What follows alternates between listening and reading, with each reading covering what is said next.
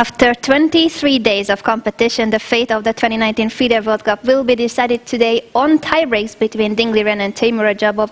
And we also have a match for the third place between Maxim Vachier-Lagrave and Evgeny. Evgeny, what do you think will happen today, final day? Okay, final day. So players are, I believe, exhausted, but that's like one final push, which, can, leave you disappointed after such a lot of days of play. And, by the way, to remind you, Evgeny is the man who played the most number of games, right? So we're reminded of his scores on the third place playoff, the final. So as I said, today's day will define the emotions about the tournament. So you traveled such a long distance, and then for Radjabov and Ding Liren, they've already accomplished the main goal, which is qualifying for the candidates.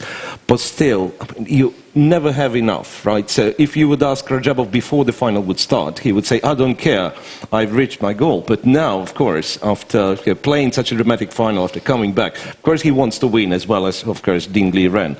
And match for the third place, as we said, might matter even more in terms of qualification. So, of course, players are determined to play, to give their best to try to win in this tiebreak. The format, one more time, is that we will start with two slow rapid games, that is 25 minutes plus 10-second increment. And if it's still a tie after those two rapid games, we will then go to the shorter rapid games, 10-minute plus 10-second increment. In case of a tie in that portion, blitz games will follow, two blitz games, and the final segment is an Armageddon game where white starts with 5 minutes, black has 4 minutes, but in case of a draw, black is considered to be the winner. Right. A drawing of lots, I believe, for the colors has happened yesterday. Timur Radjabov has the white pieces in game one, and same white pieces for Maxim Vachier-Lagrave in the third place playoff. So what to expect there? Another test in the Marshall, perhaps, in Radjabov versus Ding Liren, and perhaps yet another Petrov defense in the game between Maxim Vachier-Lagrave and Evgeny. I think you will be right with your prediction, especially the Petrov. I think the Petrov is quite a safe bet. In terms of the ratings, we were checking the rapid ratings, new ratings for this particular portion, and then it turns out that Maxim Vachier-Lagrave, I didn't know this, by the way, but he's currently rated #1 in the entire world. Indeed, he's above Magnus Carlsen on the October rating list by Rapid Chess. Maxim Vachier-Lagrave is 18 points above the world champion himself, and that's just goes to show that Maxim here in the tiebreaks should be considered a favorite, even though Evgeny has won almost every single match that he played here in Khanty-Mansiysk on tiebreaks, except for the match that he won against Jan Nepomniachtchi, and there Nepomniachtchi was the one who pushed too much in the classical game. Yeah. So MVL against Evgeny, that's 80 rating points difference in the rapid ratings, which is, still not too much. And more or less the same 69-point difference between Ding Liren and Radjabov. But we were checking and kind of understood that Radjabov is not playing too many rapid games nowadays. He's not participating in a Grand Chess Tour, right? And other than that, there are not that many rapid events going on. Yeah, that is the main difference. The other three players were all at the Grand Chess Tour, at least some of the events of the Grand Chess Tour. The games have begun. Let's just have a quick look at the opening, and if you have guessed it right, Evgeny. Not at all. Not at all. Miss in both games. Miss? Miss, yeah.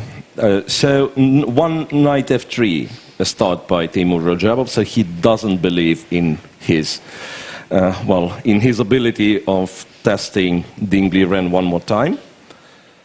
The Marshall, he is not ready for yet another test. We have seen already two games where Timur Radjabov was trying to find a way to get Ding Liren out of his preparation. In his first classical game, he didn't manage, but the third one was very successful, and that's the game that gave Radjabov the chance to tie the score. He did the almost impossible. Ding Liren hasn't lost a single game here in Khanty-Mansiysk before that game 3 against Timur Radjabov. Yeah, right. But today, I would say a typical choice for the rapid game. So to go for something different, to go for just a fresh position that your opponent perhaps doesn't expect you to go for. So knight f3, d5, d4, knight f6, c4, e6. That's pretty much expected from the Liren, the Queen's Gambit, knight to c3, and then c5. And this is something I'm not sure if Rajab was prepared. He replied pretty quickly with c takes, knight takes, and not e4, which is the main move. Oh, well, yeah. Now that I recall, Ding Liren has played it, yeah. Possibly even in this tournament, but he did play it certainly in the candidates last year against Mamedyarov, this line. And not e4, but e3, opting for those queen's isolated pawn position, which you can have from many openings, like the Nimzo if black would go bishop b4 now, right, or just the Panov variation of the Karakan. And then something not very usual, I must say. Knight takes, pawn takes, queen c7, played very quickly by Ding Liren. So apparently some setup that he is familiar with. And he must be familiar with this position because it was played, among others, by Magnus Carlsen, this exact same Queen C7 move at the London Chess Classic in 2015 against Levon Aronian. And other players who also tried it the same year include Vladimir Kremnik. Okay, so not a bad reference to follow in this variation. Right. In the other game, once again, I was wrong with the Petrov. So Vashialograf, no surprise, once again started with e4. But Yu Yang decided enough of a Petrov, I'm playing the Sicilian. So c5, knight f3, e6, and then not the main line, but g2, g3, which is a quirky move. Move 3, g3. How do you see this decision if we just stop at one c5? Yu Yang played twice the Petrov in their classical games. Do you think that he wasn't feeling very comfortable since Maxime was close to getting something out of those games? Not quite. I'm actually not sure why would he deviate. Because, yes, White was getting somewhere, but still, it's unclear why would he decide to play this silly. It could be, the temptation to finish the match or to sharpen the play since the time control got slower because, got faster, of course. Luckily for us, it's faster. Imagine it's even slower. Imagine it would be the other way around, Anna. As a tie-break, okay, you have 3 hours now. Correspondence chess? Yeah, you have 3 hours for the game. Oh, no. Yeah. So perhaps an intention to sharpen things up. And Maxime went for this g3 pretty slowly, pretty fast again. Yeah, something I'm confusing this slow and fast today. Well, day 23 spent in the commentary booth. Right, and it's like he was anticipating the Sicilian because to one it might seem that one c5 is already a surprise, the Sicilian itself. But Maxime went for this line very fast.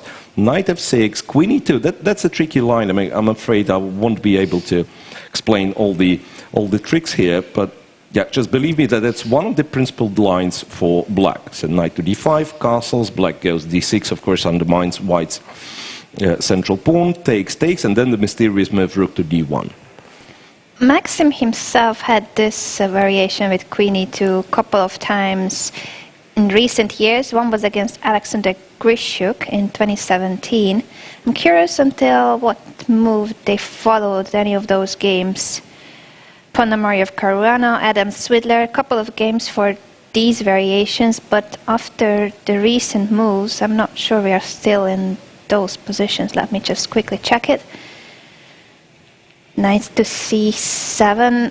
Oh, getting into unknown territory. Yeah, knight c7 apparently is the new move, because guess what? I had this position a few times. Have you? Yeah, with white. I was trying this line. Explain us the ideas here. Yeah, so d4, well, if black just castles, then white is getting kind of very comfortable version of the Alapin Sicilian, because you have all the benefits, the structure with queenside majority, but you kind of saved on c2, c3.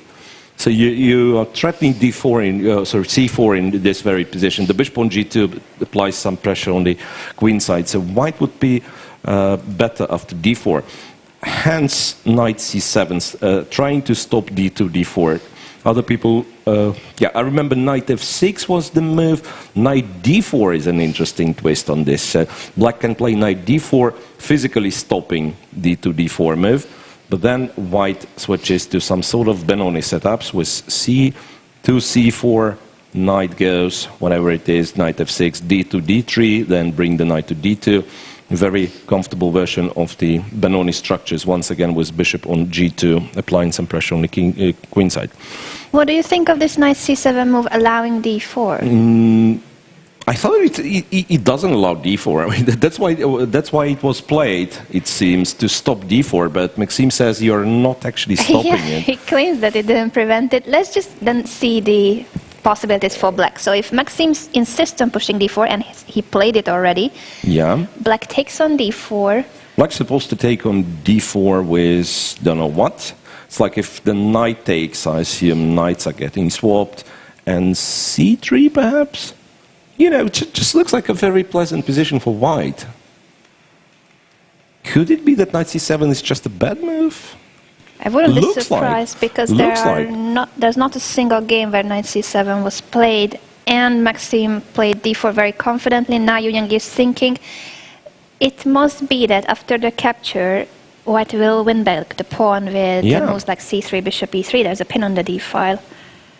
Yeah, there is a potential to get the tempo with bishop f4. As well, yes. It's like, once again, white is getting a very, very comfortable version of the elaping, right? Knight takes, and this queen on d6 constantly runs into tempi. Knight takes, rook takes. Wow, that's a very, very unpleasant position for black already, that much I can tell you. And Yu Yang must be feeling the tension here, and also that he may have made a mistake. If d4 is a good move here, then knight c7 is just a silly move. What do you do with that knight on c7? Yeah, that's a very, very serious question. I mean, the knight c7, it's like this would already be, as I said, this would already be very pleasant for white. But then what you do as black, you go, rook d4, then you go queen c7, you're not that much afraid of white taking your pawn on d5, and then you try to develop like black would in those Alapin Sicilians. The fact that white has saved on c2, c3, of course, makes his position advantageous, but not to such a degree as in our line, it seems. They have exchanged very quick moves with c takes d4, bishop f4. Bishop f4 played pretty quickly, queen to d8, and then yet another way to win this d4 pawn, it seems.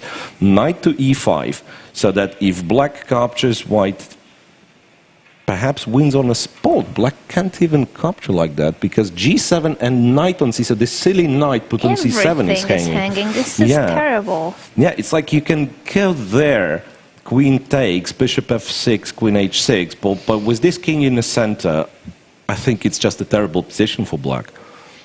It does seem like knight c7 was at least a dubious move, if not a mistake, a bigger mistake. Knight d5 now to try to mess things up here for white. Knight takes c6.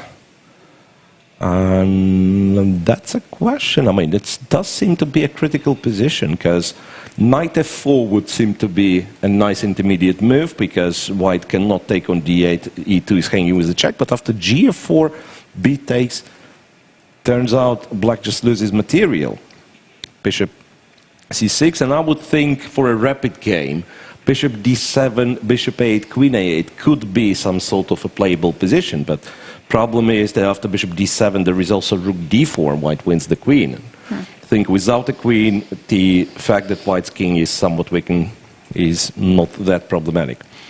So knight to c6, Evgeny has to recapture. White's going to take on d4, getting a very, very pleasant position for not even sacrificing a single pawn for that, right? c4 being a threat. This is a great chance for the Frenchman to take the lead in the match. For the first time in the match, there could be a decisive result. Yeah, so Evgeny is thinking his position, well, I don't know to what extent it's bad. The fact is we don't like it, right? So let's go to the final game, because I believe here we still are in a theoretical position. I believe I had seen this. Bishop d2, knight to d7, bishop d3, b6, and white goes knight g5.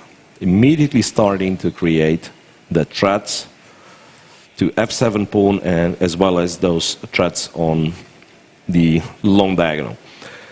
I believe we are still following the Aronian Carlsen game from the 2015 London Chess Classic. Queen f3, rook to b8. Rook to b8 was preferred over bishop b7. Problem with bishop b7 would be a check on b5, and then you don't have the comfortable reply to that.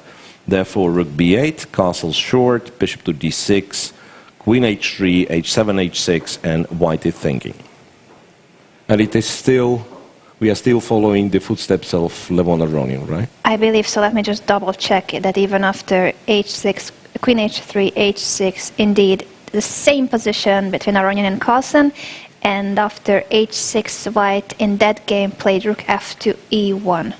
Rook f to e1. Well, the interesting fact is that Ding Liren is clearly familiar with the position. 26 minutes on his clock. 20 minutes from 25. Yeah, so managed to accumulate 1.5 minutes. And already 11 minutes different. So makes me wonder if Radjabov knows about this Aronian Carlsen game, if he's trying to recall some of his analysis, or he's playing this position fresh at the board. Yeah, rook to e1 actually does make sense. Yeah, the knight on g5 is not yet attacked for real, so you can do that. Even though you have to know what are the consequences of bishop takes h2 in this case, because the bishop, well, cannot be taken for real. In this case, black, well, gets rid of the pin on the h-file and takes on g5 with a check, right? So rook f e1 is the pawn sacrifice. How was this game after rook e1? Magnus did not accept the pawn sacrifice, he castled kingside. Perhaps it would be too dangerous, right? Check, king h1, and then something is about to happen on e6. Yeah, perhaps that'd be too much. So Magnus has played castle there. Yes, and white went back to f3 with the knight. Bishop After f4, rook e1, trade yeah. on f4. Castles, knight f3, bishop f4, yeah. And that's a very typical motive how black defends his kingside. Bishop to f4, yeah, because in such positions, bishop h6 is a typical idea to sacrifice and then launch the attack against the king, but bishop f4 comes just on time. I'm curious if they will follow that game, but it does seem like Radjabov, even if he saw that game, he must have seen that game, but maybe he has forgotten the exact details of the move order, or if he has something else prepared, but at this stage, it does feel like he's on his own. Yeah, and tends to spend more and more time. In the other game, we do have some developments as well. Knight c6, bc6, and not rook d4, but bishop e5 was played, which is absolutely fine as well. Castles, bishop d4. It's not like a devastating advantage or something. But white is clearly more comfortable. Better pawn structure plus some tactical ideas of going c4, bishop to f6, trying to understand what happens if c4 is actually played. It looks like a very tempting move. Yeah, so bishop d4, rook d4, queen b6 or queen f6. Yeah, perhaps black is not losing material right away. Queen f6 or possibly queen b6. Yeah. But even if he doesn't lose material immediately, yes, the pawn still structure is better for white, more space, more active pieces. Like even playing it slow, just go back to d1. Yeah, the knight moves, and then still the question is, how do you develop this guy from c8? Just play natural moves quickly. That's a recipe for success in rapid, right? I mean, but once again, you should be able to identify critical moments and then spend your time there.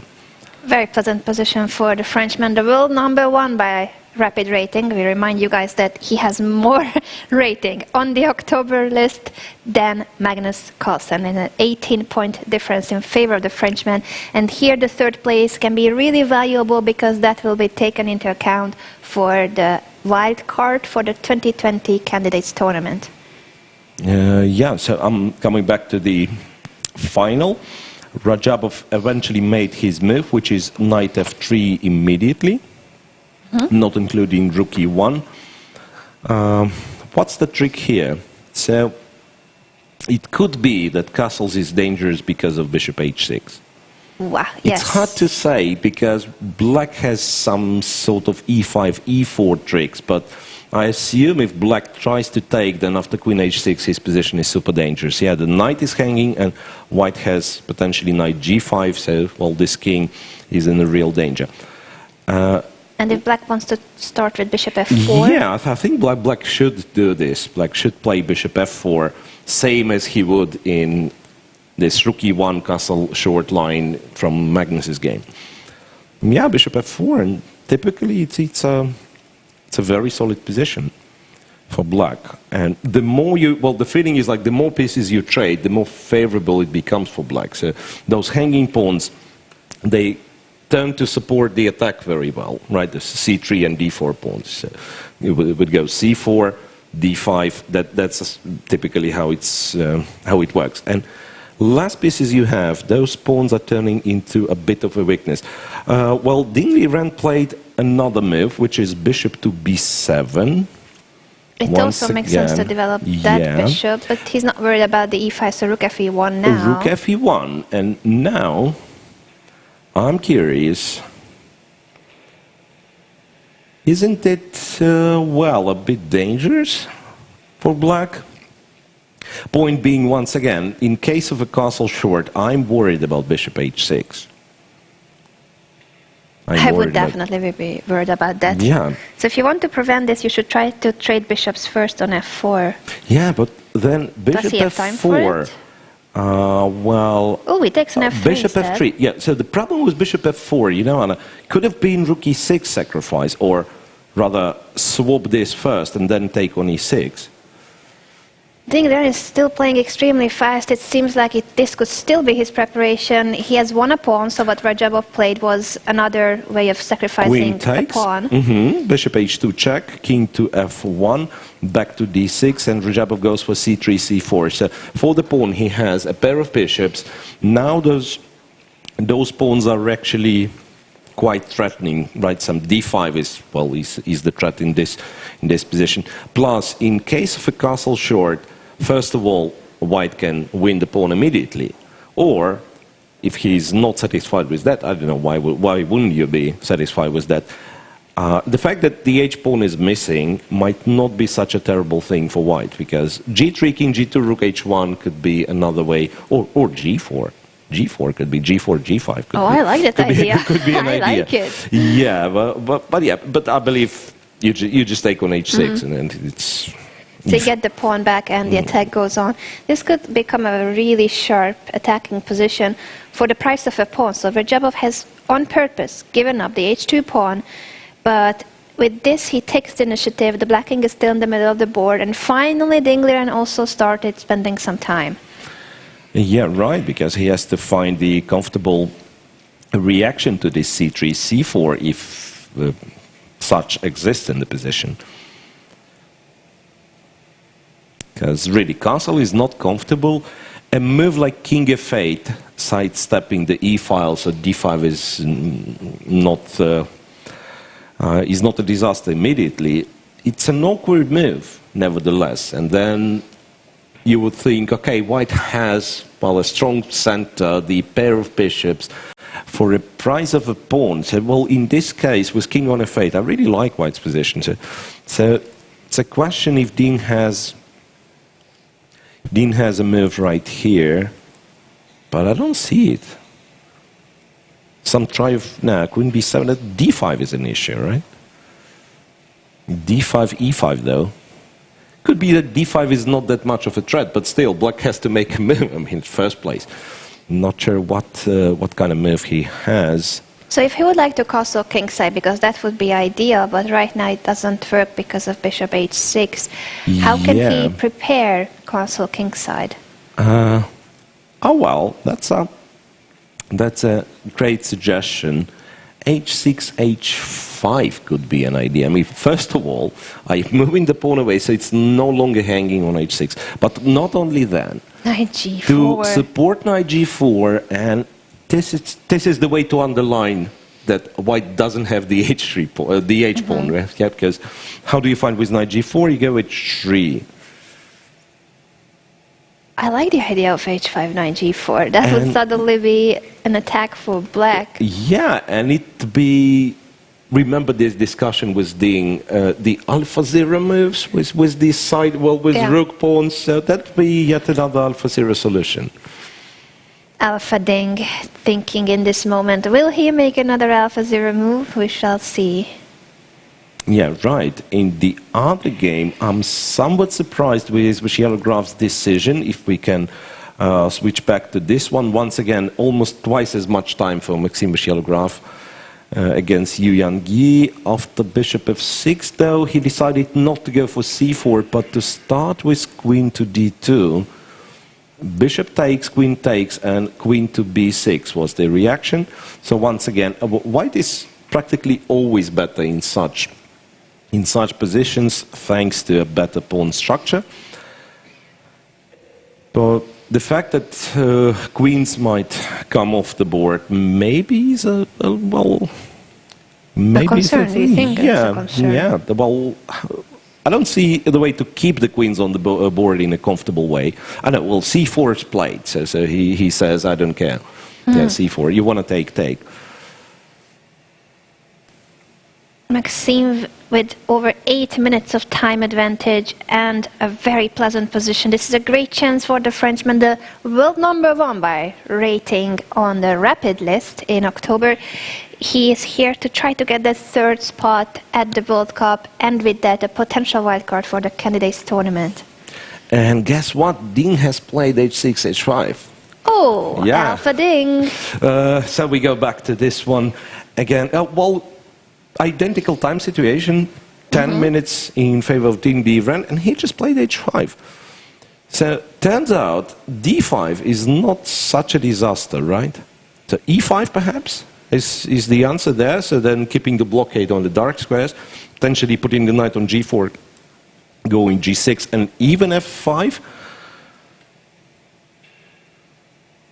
And in the other game, as we can see, knight b4 was played. But I'm really curious to see the reaction of Timur Rajabov to this h5, which seems to be a very strong move. Because what else white can do?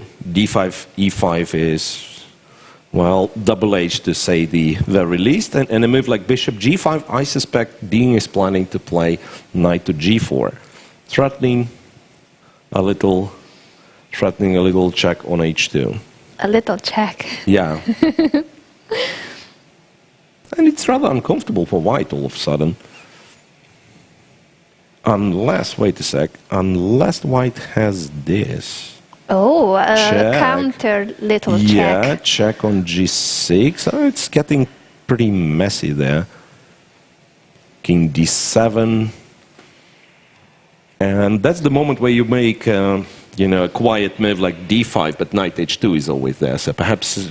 You wish you had time to push d5 and not as hang exciting your as it looks, it probably doesn't work because, those checks seemingly leading nowhere. White ends up being a rook down.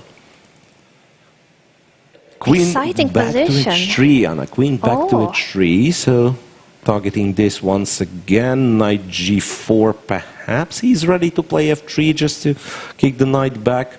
And knight h2 is only a check, the knight is trapped on h2. Check, king g1. Can't take this knight immediately, it's protected, but it doesn't do much. Yeah, and then once again, a move like d5 would be... So it's heating up, really. And castle short, once again, it's not a comfortable move for black, it seems. Well, at the very least, there will be bishop g5. So h5 has its pros and cons. It was great for preparing knight g4, but queen h3, that's a prophylactic move And in case of knight g4, as Evgeny said, f3, and there's no way to continue there and attack for black. Castle kingside is also not really appealing. So what about alternatives like bishop f4? Yeah, bishop f4. Maybe that's a good moment for bishop f4, right? Trying to swap the bishops and, well, decrease white's attacking potential and capitalize on his extra pawn later on. Yeah, that actually makes a lot of sense, because now it's very unlikely that any kind of sacrifices on e6 is going to work. There have been a lot of exchanges, I believe it's no longer works a sacrifice like rook e6. Yeah, bishop f4 is a very good candidate move. And that will still be a pawn up position for Dingler, and also it's about 8 minutes of time advantage. In both games you see quite a big difference in time management. That's, ooh, king to f8. King to f8.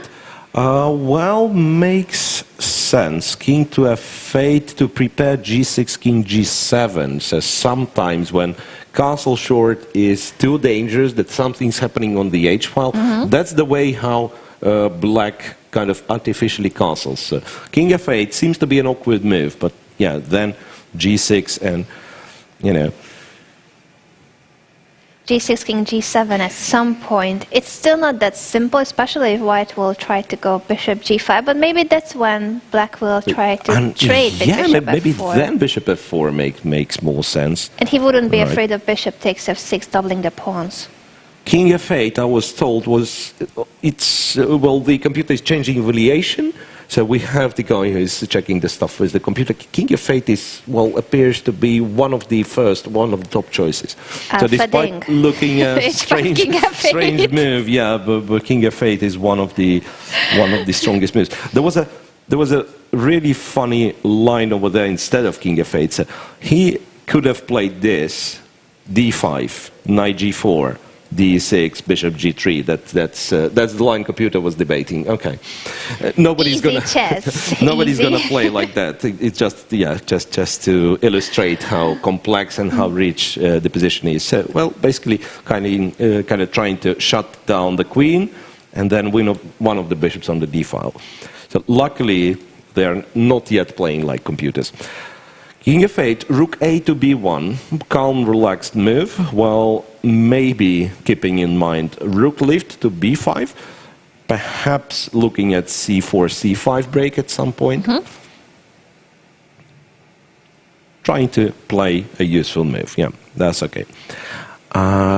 You know what? Now I come to a realization that after bishop f4, perhaps bishop b4, what was bothering Ding Liren. That's quite possible. He still has bishop d6, but the move like king f8, it's apparently an illustration that he's no longer satisfied with, you know, with equal position. He's trying to play for win. Being pawn up makes a lot of sense. And once pawn again, up and time up. Time up, and once again, winning with black. Well, it does not guarantee. But it's a huge statement in order to win the match, yeah. It would be a huge statement. And for Ding, who won the second classical game, so he was leading this match against Rajabov after 2 games, 1.5-1/2. All he needed, it seemed, was a draw in the third game, because then in the last game he would have the white pieces, and that shouldn't be a problem for him to make a draw with the white pieces. But that third game, he couldn't equalize. After the opening, he was caught in preparation in the Marshall, and eventually outplayed in the endgame. So even Ding Liren, the world number 3, is a human being, apparently. Right. Shocking news. He is a human being. Rook to d8 was played, yeah. So once again, when I go c5, play c5, there won't be any rook trades for you. Plus, this ridiculous line, remember, with knight g4 and bishop g3. Well, it's not about to materialize here, but still it does help to have the rook on the d-file against the d4 pawn, which is potentially weak. Plus, yes, sometimes in some lines the bishops might be hanging there on the d-file. So rook d8, I totally support this move. Let's switch to the other game, because a lot of stuff has happened there. Black seemingly has finished the development just to run into other type of problems. So after knight b4, queen c3 was played. Black plays a5, practically well, stopping white, obviously stopping white from advancing his queenside majority. And you might say that those 3 pawns there, well, stopped by 2 pawns of black. Yes, so queenside majority is not a factor. But what the factor is that after rook d6, rook d1, this knight is terribly awkward on a6. It is. Right? The only It's like- square you have is back to b8. That's already a really bad sign. Yeah, so rook a d8, trying to simplify the position. Makes sense, but it's going to be still very difficult for black for the factor that this knight is misplaced on a6. He's got weaknesses on a5 and c5 to hold on to. And yeah, there is a feeling that something is happening there, right here, right now. Like knight f6, for instance. Does knight f6 work? So Ooh, that let's after have a look. gf6, white captures everything on d8, takes on b7, knight b8, right? The knight will be terribly placed. White might want to create a passed pawn with b4 immediately. So it could have been the line to go for, but Maxime decides, you know what, the knight on a6 is bad, so I'll stick to purely positional solutions. Queen to d2. So And he wouldn't mind an endgame where all the white pieces are active and black is struggling to get rid of the d6 rook. If, in case we trade everything, there could be a Yeah. white rook on d6. takes, rook captures on d6. Once again, it's so terribly awkward, but it's happening anyway. Yeah, it has to. It's happening happen. anyway. So far, we've reached this position. So I believe black has to... wait a sec, so capture there, take on e4 perhaps, because otherwise it's so terribly awkward when you move the knight c5 skanking. So take on e4, bishop e4, and then this terrible knight on a6. It's like you can play knight b8, and for the time being you aren't losing any of your pawns, but the knight is not moving at all. White should be much better. I don't know. Maybe just winning. You know, It could possibly be winning. F4, bring the king. So still very, very tough position for Yu Yangyi. Less time and possibly losing position. We don't exactly know the numeric value, how much of an advantage this is for white, but for the human eye, this could already be a decisive advantage. Yeah, so that will be the first decisive game in the match. Yeah, so far in the classical time control, there were 4 draws. And Maxime has never had an advantage in the match, it seems. Well, not the score, but in one of the games. Slight None of them, well, pressure, slight but not pressure, but more. not anything comparable to that one. Definitely. And he was on the other end, though, in Game 3, where Yu Yangyi was really close to getting a significant advantage against Maxime. Yeah, and the story of Alpha Ding, meanwhile, continues while Right. developing the pieces in non-conventional way. Bishop c3, well, stops g6 because white wants to play d4, d5. Rook to h6. And then I can imagine, well, the pattern Ding's attack will be developing. Knight to g4, rook to f6 at some point, yeah. Natural It's chess. not very usual, this rook h6. Oh, you know what? The other thing is, he might want to play g5 in this position. Oh. g5, g4. So rook h6 first to move the rook away from the diagonal. Rudolf played a4, is that? He made a well, quick move on the queen side. He has played a move, yeah, that much I've seen. Yeah, a4, a5, yeah, one of the ideas, but doesn't really stop black from achieving his goals, whatever they are, knight g4 or g7, g5. And eventually a move from Yu Yangyi, queen to b8. Not giving away the material just yet, but really, really awkward situation. Really, really awkward situation once again. This is looking really unpleasant for Yu Yangyi. Unpleasant being a mild term here, I believe. Yeah, well, not that I see the clear way for white. What if you just try to keep the tension with queen b6? Yeah, but then Or, I believe that's the moment where black he'll actually start starts trading. Yeah, takes, captures with the rook, Yeah, bishop and the pawn e4, is and hanging. I don't plays have a time for move like this. g7, g6, Back rank problems, targeting, but then the pawn is hanging. yeah, targeting b2. Right. So this may not be the best, because at least black can simplify the position. Yeah, right. So, well, the problem for white is to prevent black from comfortably taking on e4. That's my feeling. Like, ideally, I would love to keep the knights as I go to c3, trade here, but the problem is that black seemingly can capture on b2. Yeah, I don't see anything after queen takes b2, because, say, this kind of endgame would be once again terrible, because simply the knight is... It's 1-0. Yeah, that's... Knight on a6 is so awful. Well, still no move from Maxime, and I was told that Ding's position is advantageous, and he can actually seize almost a decisive advantage if he finds another move with the rook pawn, h4, idea being knight h5, knight f4. I think he's capable of pushing that pawn one more square. Well, he did. Oh, he did already. All He did right. play Welcome, h4. Mr. Ding. He did play h4. It's a multi-purpose move. Yeah, knight h5, knight f4 being an idea. Or, as I said, g4, g5. Well, g5, g4 might be yet another idea. This is so scary. Black is a pawn up. Yeah, white has the pair of bishops. But now it is black who will start attacking.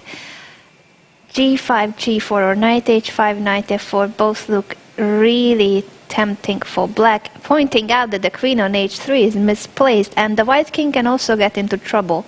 Yeah, right. And 4 minutes, 40 seconds left for Timur Rajabov. So once again, more than 10 minutes, the time difference on the clock. So far, Ding Liren looks very convincing. Great start for Ding Liren in the rapid tiebreaks, and we can't say the same about his compatriot who's struggling against Maxime. Maxime just needs to find the best way to deal with this one threat that black has, to take on e4 and capture the pawn on b2. Yeah, right, but I believe for the time being we have to concentrate on Rajabov's game. Course, yes. So 4 minutes left. Very unpleasant decision in front of him, because I believe white's counterplay on the queen side with a5, and, well, it doesn't achieve all that much, so it feels to be too slow. It's like you go a5, you spend the tempo, and b6 pawn is not even hanging, right? While we are talking serious business here on the other wing of the board. It's knight goes there, and knight to f4 is a serious threat. King g1 played by Timur. Knight h5 very quickly. Could it be that Timur has forgotten about this knight h5? Because it seems he has a plan back to f1 with the bishop. I don't know how good is that plan, but he had it in mind. Oh, well, this is heating up for the first place between Timur Rajabov and Ding Liren. Ding Liren a pawn up and putting pressure on white also because of these knight jumps. And where will that queen go? If the queen leaves h3, black may want to push the h-pawn further. Yeah. So bishop to f1 and some slight changes in Miroshnichenko's game against Yu Yangyi. I was told that Maxime was winning by force at some point. Well, with the move that he didn't play, but I believe his position is still much better. So after queen e7 was a very strong move. After bishop a8, white was winning. That's what I was told. The engine was showing rook to d6 for some reason. Rook d7 was played by Maxime Miroshnichenko. Point being, as far as I understand, that after queen b2, rook d8 leads to an inevitable checkmate. That would have been a beautiful finish, but I believe what Maxime played also should be winning, even if not directly. Rook e7, yeah, well, it's not clear what black's supposed to do. Rook e8 would be a desirable move to get rid of the queen, but f7 is hanging, that's the problem. And g7 so with mate. Queen e8, perhaps. Queen e8 to try to swap some pieces, but again, that's such a disastrous situation. The rook's hanging, at the very least white wins f7. No, that should be completely winning for black's position must be collapsing, and Rajabov is also in trouble against Ding Liren. What's the current situation there? Ding is to move. So hasn't played yet, after all right. h4, knight h5, bishop f1, he's thinking. Knight f4 is, of course, one of the tempting options. To which I suppose white replies with queen to f3. And maybe that's the moment where black is somewhat getting stuck. So Ding is looking for even more convenient way to play. Well, knight g3. How about that? I was told that's the best move in the position. Oh, If do you he think finds Ding would ever this, play it? if he finds this, you know, that's impressive. So just like Knight yeah, f4. well, knight f4 is that. He's well, also human, much but more knight human f4 move. is still very strong. Yeah, of course. Knight f4 is, well, just a typical and a very strong move. Knight f4, queen goes to f3. And then what black is supposed to do? g5, not sure if it's what you want to do here. Would try to apply some pressure on d4 with black. Or, yeah, it's not that easy, in fact, because you have to, or you want to justify your rook's position on fixed rank, but like rook f6, well, I believe king g1, bishop f1 was a clever play by Rudolf, so at least to make sure that the king is safe. And possibly knight g3 would bring a great advantage, but again, it's not a human move. Let's agree on that. So knight f4, queen f3.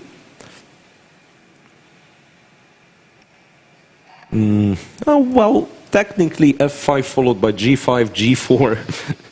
You know, this could be an idea, but it's getting Almost quite traps sharp. the queen. The white queen has barely any squares. Getting quite sharp in this case, because, well, a move like f7, f5, it also does weaken your own position. But feeling is black has to play in an energetic way, because, yeah, his pieces are put in such a way that he's bound to play for a kingside attack, it seems. Rook to f6, that's okay, but no threats just yet. Yes, it would be ideal if the knight had a good jump with a discovered attack, but at the moment there isn't any available. No, I'm lying to people, Anna. Knight g2 is a threat, and then queen has to take, and rook g6 wins the queen. So I was only looking at knight d3 and knight h3. You're right, knight g2 would win on the spot. Yeah, so knight g2 is the threat. Knight g2 is the threat. d5 would be answered with e5, I suppose. Yeah, and then black... Well, the situation changes, but perhaps in black's favor. Well, as well, d5, you might consider taking... No, bishop f6, yeah, e5. d5, e5, that'd be the solution. Well, some changes in Maxim's game against Evgeny. I don't quite understand what happens. Bless you. Bishop c6. Allergy time. Check on f6, bishop takes, queen b2. Could it be that Maxim is not winning? Don't believe it. He's thinking that this knight on a6, it has to be lost this way or another. Some sort of rook d8, for instance. How black is supposed to continue there? I believe black has to take. Go to g7, queen a5. So very dangerous a-pawn. The knight is still struggling to get back in the game. I believe even this one is very, very appealing, but Maxim apparently is looking for something bigger than that. What can be bigger than that? If he doesn't want to go for the endgame. Win immediately. Bishop b5, for instance, would win immediately. After knight b8, rook d8, if not for queen b1, e4, and all those checks. Perpetual checks. Yeah. Well, and perhaps black actually goes check and check, yeah. Well, it does look like Evgeny is on the edge in this position. There could be a direct way of winning for Maxim. He plays rook to b7. Right, and I was told that Rajabov apparently made a mistake with his last move, queen e4, because now for some reason h3 is a very strong move. Not able to identify white, to be honest, but we have to believe the computer. That's an engine's move, h3. And will it be Ding's move as well? Queen e4, in fact, might have some aggressive ideas as well. Like, no, Queen h7, Rook h6, it's not an aggressive idea, no, not really. So pawn up, still great advantage on the clock. And Dean can spend some time looking for a decisive. And he is looking. This is the face of the rule number 3 when he knows that he's better and he wants to find a direct way to convert his advantage.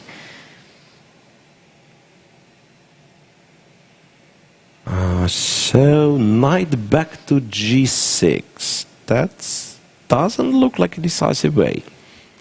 Back to g6, so does it mean he wants to leave the rook to f4? That's an awkward move, I have to say. It certainly doesn't feel like the most forcing. Yeah, then white might have some ideas with rook b5 and switching it to h5. Well, in some lines helping his own... no.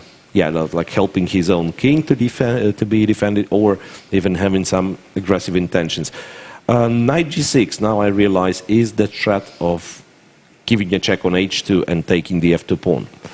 So, like, so there is an immediate threat. Yeah, there is, of course, there is an idea after knight g6, yeah. So rook b5 or a5, for instance, yeah, I suspect it will be a check and then rook b2. Well, so rook b2 played, and then Ding is going for h4, h3. Immediately. Yeah, so now g3 is no longer possible because of bishop take g3, it seems. Pawn takes, queen takes, and simply the capture on c3 leaves white in absolutely lost position. Capture on h3 is, well, the move that doesn't make you happy. Maybe you end up playing this, but that means your king is weak till the end of the game. 1.5 minutes left for Timur Jabov.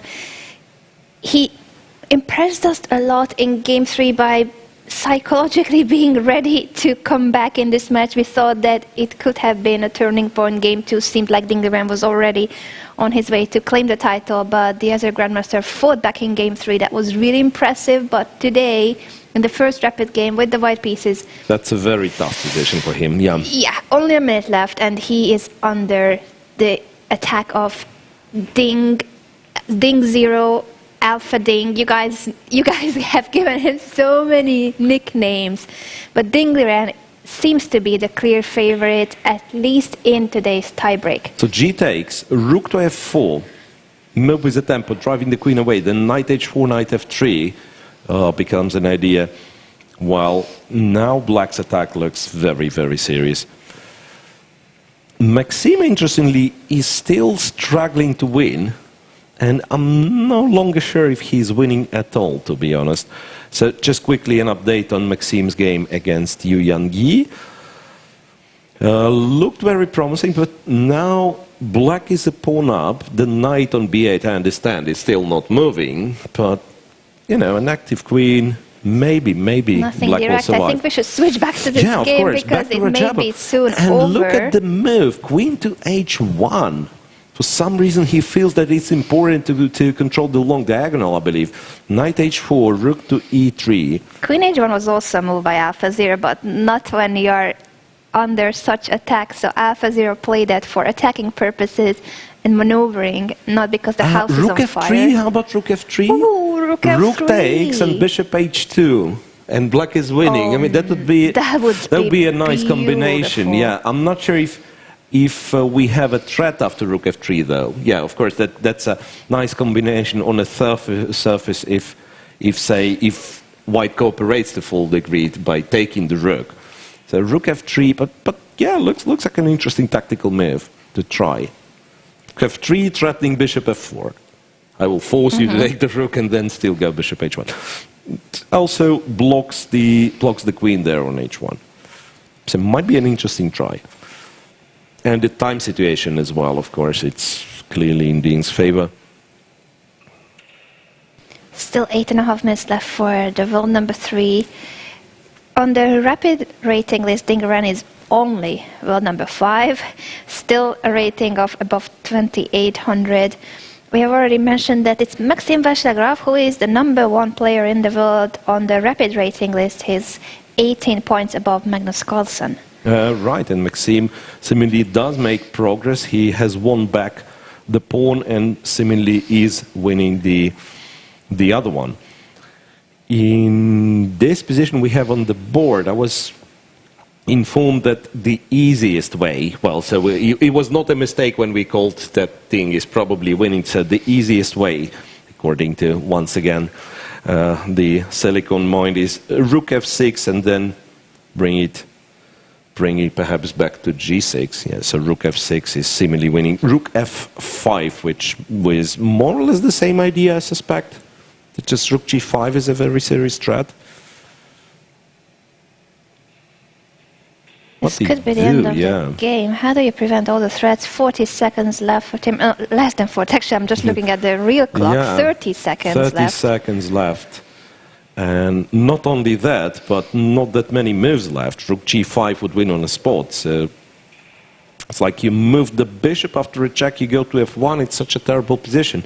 Rook to b5. That's why he had to go to 6th rank.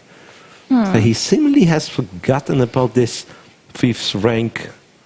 Yeah, rook b5. That's a creative defensive tool to trade the b rook for the active rook on f5. Dingeran may have missed this idea. Yeah, well, that's a fair point. Or not, no, e5. He no, may not have missed it. e5. Okay, but that's getting quite messy, in fact.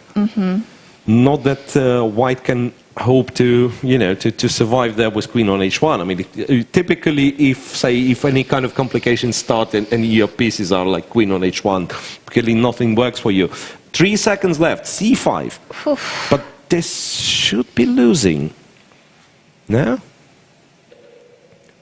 I wouldn't be surprised if white's position is about to collapse. But yes, Yeah, at least he didn't so, flag. Yeah, he made his move with 2 seconds on the clock, so there's a 10-second increment. Well, if we aren't getting overexcited, it could be that b takes c5 is good enough. Even though in this case it's bishop a5. There should be a very, I believe, should be concrete decision. Well, and I was told that e5, in fact, was not that precise, the whole thing with rook f5, because here white had a very strong move, queen e4, clearing the way for his king, and then white would actually be sort of all right. And the knight is hanging. You can't move the knight because the rook is hanging. Well, so what's after c5?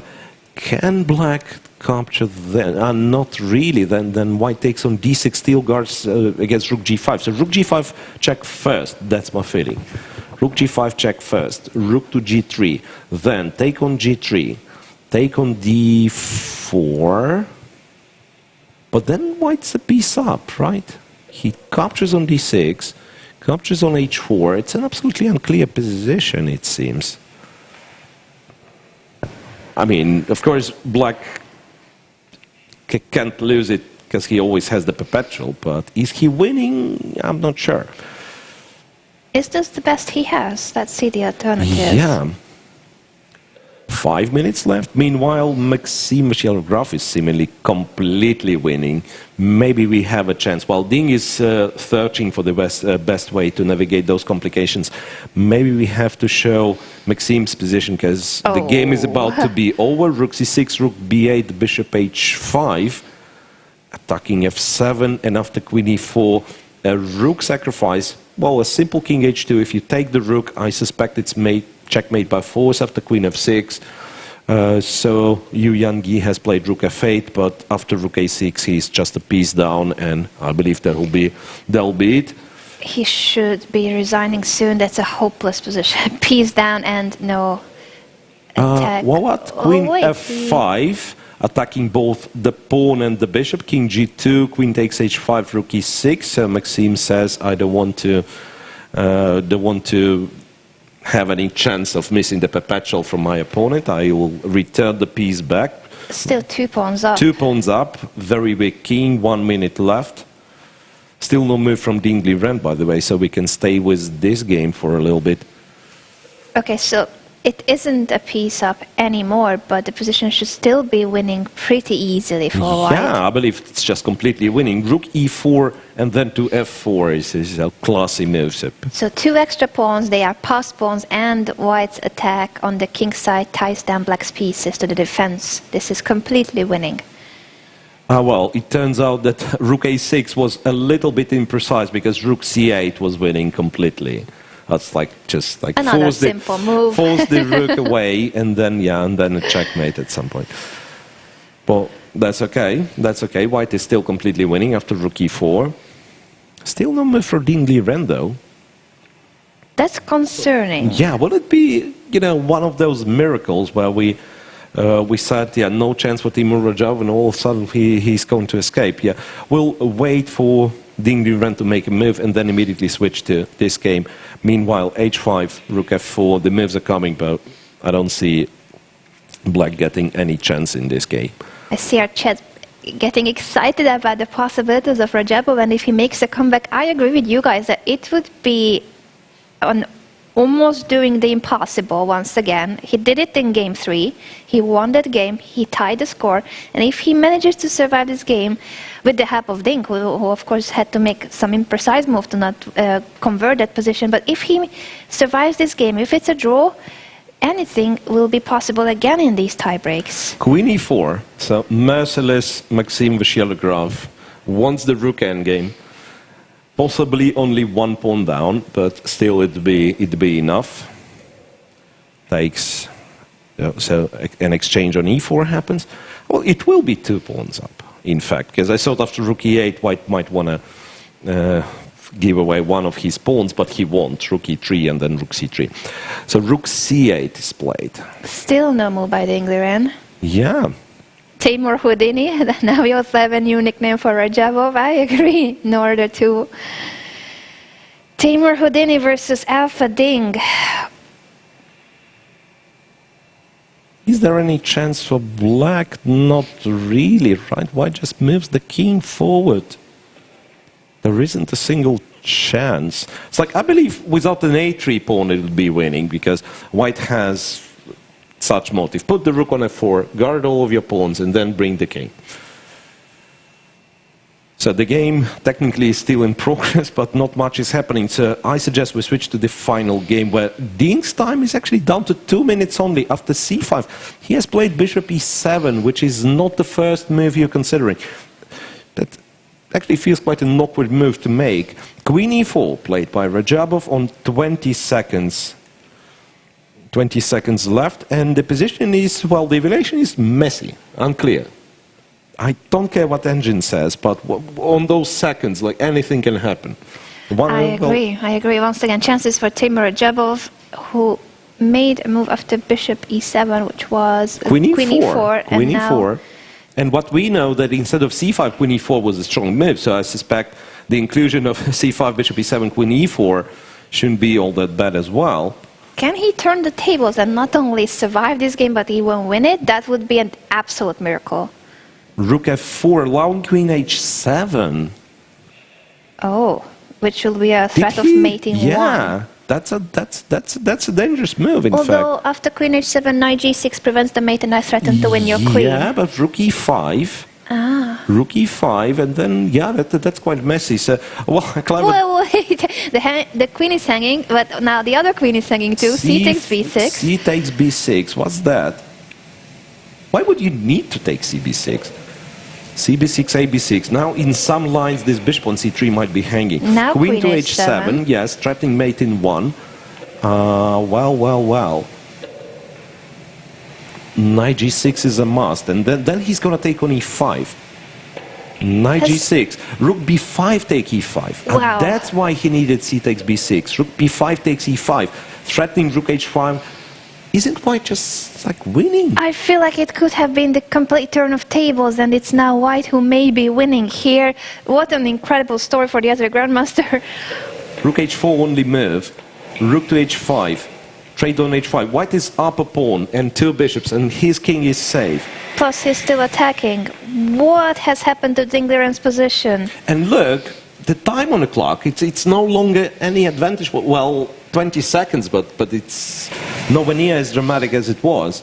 Meanwhile, Maxime Vachier-Lagrave is completely winning in the rook endgame, so the game is still on, but not much to talk about, really. All the drama here. Right, queen h5, bishop to f6 played. Queen back to b5, so that you can't take on d4 because of a checkmate on e8. I still can't believe what has happened. This is the most incredible game of the World Cup. Yeah, Definitely not a perfect game. Both players have made plenty of mistakes, but that's what made this game such a roller coaster, and what an exciting position still. Yeah, well, bishop b5, rook e8 being a threat, in fact, to simplify, then bring the other bishop to d3, increasing the attacking potential. I don't know if Ding has the way out of it. Yeah, now it's him who has to start to find a survival. Knight to h4, which basically allows this check followed by rook e8 check, well, many checks. He could be losing by force, rook e8. You have to trade, king h7, queen h5 is a checkmate. So captures there, king goes. Yeah, so they follow this line, king h7, then queen to e4, yes, guard all the stuff. G6, so just a pawn up. Just a pawn up. And pawn up and pair of bishops. Yeah, so white is apparently much better, but I was told Rudolf was completely winning at some point. Well, I think concerning his very few seconds on the clock, it's still a miracle that he got this position. Yeah, absolutely. d5, knight to f6. Black will try to stop the pawn on d6. He still has the chances for a draw, but it's obviously already white who is better. d6 at the once. Giving up the pawn. Yeah, I don't quite get it. Did Knight he d6. miss something? Feeling is like he has missed something. Queen to f4, but there is... He thought he was winning material. There is knight e8. Oh well, d6 must have been a miscalculation, and we have a result in the other match if we just switch to show the final position, which was obvious by